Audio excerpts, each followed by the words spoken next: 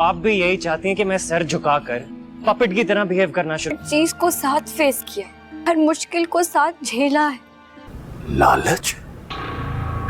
तो अब अलग कैसे हो गए? कभी इंसान अपनी गलती को सुधारने के लिए ना इसी तरह भटकता है। किस चीज? मर्द चाहे कितनी ही बड़ी गलती क्यों ना कर ले। मैं लालच कर।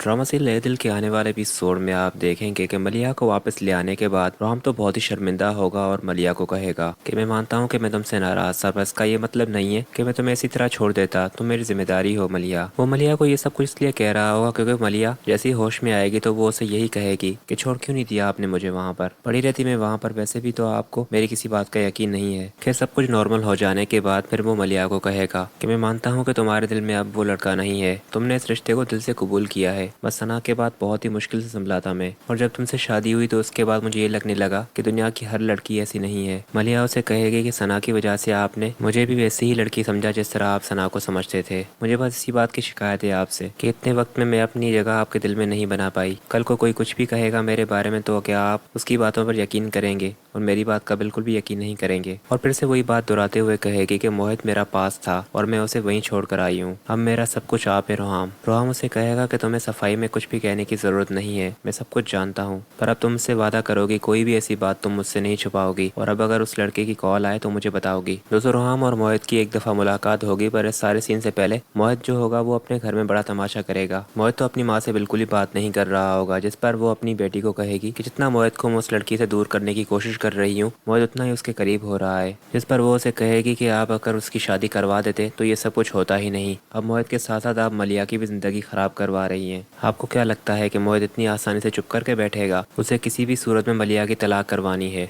वो उसे कहेगी कि नहीं, किस तरह की बातें कर रही हो तुम, मैं खुद जाकर मलिया के शोहर से बात करूंगी। इस तरह से कैसे तलाक देगा वो मलिया को? और सीन्स के मुताबिक आप देखेंगे कि मलिया के पास आएगी मोहित की माँ। मलिया तो उसे अपने घर में देखकर फिर से शौक में आ जाएगी, कितनी मुश्किल से रोहम और उसका ताल्लुक बेहतर हुआ है और ये फिर से खराब करने के लिए आ गई हैं। और इसी बात को लेकर वो उसे कहेगी कि आप क्यों आई हैं यहाँ पर, आपसे और आपके बेटे से मेरा कोई ताल्लुक नहीं है। जिस पर वो उसे कहेगी कि ये ड्रामा बंद करो तुम, मैं सब जानती हूँ, यहाँ पर अपने शोहर के साथ साथ मेरे बेटे को भी फंसाया हुआ है तुमने। मैं सिर्फ तुम्हारे शोहर से बात करने के लिए आई हूँ कि संभाले तुम्हें। तो यहाँ पर ये बात कर रहे होंगे तो सामने मलिया की सांस भी आ रही होगी, तो वो उसे कहेगी कि आप कौन है? तो मोहित की माँ जो होगी वो मलिया की तरफ इशारा करते हुए कहेगी कि बताओ इसे कि मैं कौन हूँ। रोहम की माँ को जब ये बात मालूम लग जाएगी कि ये मोहित की अम्मी है तो वो उसे कहेगी कि बहन जी आप प्लीज यहाँ से चले जाइए, आपकी वजह से और आपके बेटे की वजह से वैसे ही तमाशा हो चुका है घर में, अब आप मजीद कोई तमाशा नहीं चाहते। इस पर वो उसे कहेगी कि मैं भी अपने बेटे की ही वजह से यहाँ पर आई हूँ, जो इसके इश्क में अपनी माँ से भी बात करने का सलीका भूल गया है। खैर मोहित की माँ तो चली जाएगी। उसके बाद नेक्स्ट सीन में आप देखेंगे कि रोहम आएगा तो रोहम की माँ मलिया से बात कर रही होगी। रोहम उन्हें कहेगा कि क्या हुआ है, आप इतने ऑफ से क्यों बैठे हुए हैं? रोहम की माँ से कहेगी कि वो मोहित की अम्मी आई थी। रोहम कहेगा कि क्यों, वो यहाँ पर क्यों आई थी, अब क्या चाहती हैं वो, आपने मुझे फोन क्यों नहीं किया था उस वक्त? खैर फिर नेक्स्ट सीन में आप देखेंगे कि रोहम मलिया को कहेगा कि तुम परेशान मत हो, मुझे उससे खुद बात करनी होगी, आज उसकी अम्मी आई है, कल वो लड़का फिर से आ सकता है यहाँ पर। मलिया जो कि बहुत ही डरी हुई होगी अपने रिश्ते को लेकर कि मोहित फिर से कोई ऐसी बात न कर दे रोहम से, इसलिए वो उसे मना कर रही होगी। तो रोहम उसे कहेगा कि तुम फिक्र मत करो, मुझे तुम पर पूरा एतबार है मलिया, मैं ऐसा कुछ भी नहीं करूँगा जिससे तुम्हारे और मेरे रिश्ते में दरार आए।